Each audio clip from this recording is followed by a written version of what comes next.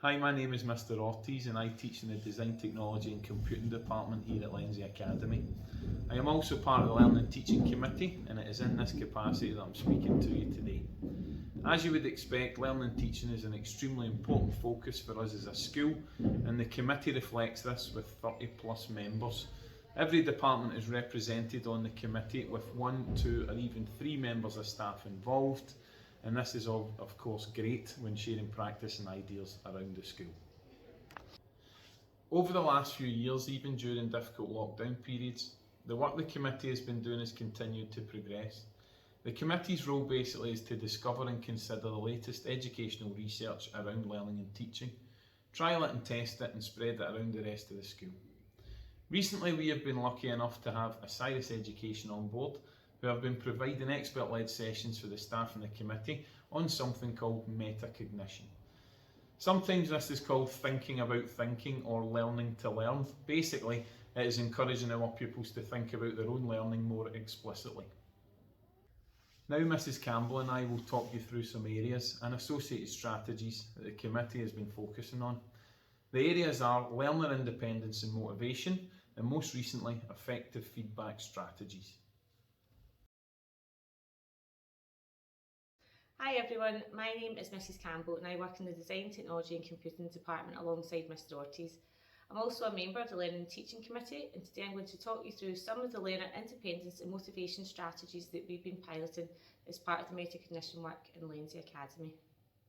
As a teacher, one of the most important aspects of expert-led sessions is how do we take this information, this theory, and turn it into everyday classroom practice. We have highlighted some of the strategies that we felt work best in Lenzie Academy. The first one we're going to look at is the help desk. The help desk is an area within the classroom where helpful instructions or other resources are left so that pupils can have access to them throughout a lesson. For example, a workshop can be a very busy environment where pupils may need help at different stages. The help desk helps teachers to bridge that gap by ensuring that pupils have less or no wait time when looking for teacher help. The benefits to pupils are they can continue on their work and never be off task. Also encourages independence in their work and allows them to work at their own pace. Within our workshops, the help desk is situated at the back of the class. Pupils can come to the help desk, pick the worksheets that they require and then go back to their workbench. Within a classroom environment, this might be slightly different. What we can have is electronic files stored on a computer or in Microsoft Teams, where pupils always have access to these folders, whether at home or in school. The performance pillar is a playful, subject-specific take on a motivational grid. This resource was used at various points throughout a unit of work to broach the subject of learner motivation and effort levels. Importantly, pupils are first asked where they feel they are on the pillar before this is then discussed. Through regular discussion about effort levels, pupils can gain a better understanding of how their learning is going and whether or not there are any changes that can be made to help them work more efficiently.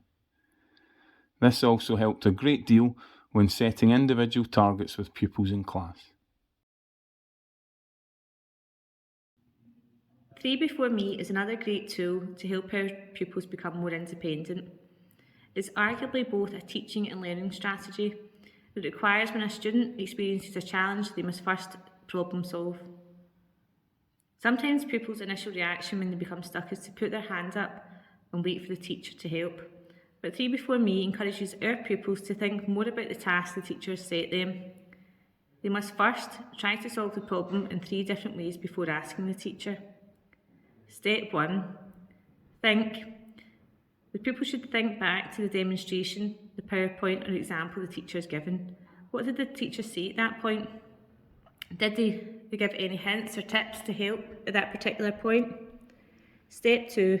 To check. Check back to your notes, your worked example, step-by-step instructions, even the help desk. Did that help in any way? And then step 3. To discuss. The 2 heads are better than 1 approach, allowing our learner conversations to take place between 2 pupils.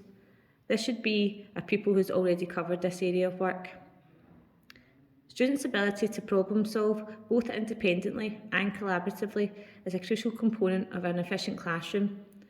This approach requires that students develop a growth mindset, that they believe that they can, and with practice, over time, they can learn to solve the problems and become more independent without relying solely on teacher help.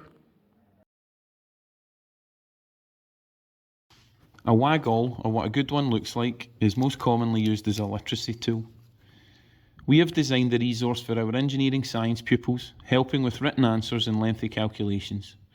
After modelling around an initial WAGOL, or discussion around an initial answer, and discussing what a bad answer might look like, pupils then work at their own pace, filling out their answers in a very visual and structured manner.